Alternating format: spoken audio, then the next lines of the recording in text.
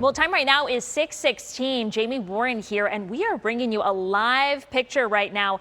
This is right near 17th Avenue and Madison, where you were looking at. There was still some flooding from last night's storm there. And look at that. It looks like a couple of cars now are stuck in that water. We do see one car now backing up, having to turn around to get around all of this. So, yeah, if you are in the heart of downtown Phoenix this morning, we know this is not far from Chase Field, of course, the state capitol, not far from there, and you're just cruising around on some of those side streets there.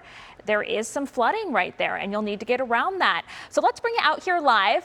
This is a live look outside at one of our ADOT cameras, but I want to bring you this way to show you that area that I was showing you where Carlos is this morning. Your alternate probably going to have to take either Jefferson or Buckeye because of just all of that mess there. So think of that as you're stepping out the door here this morning.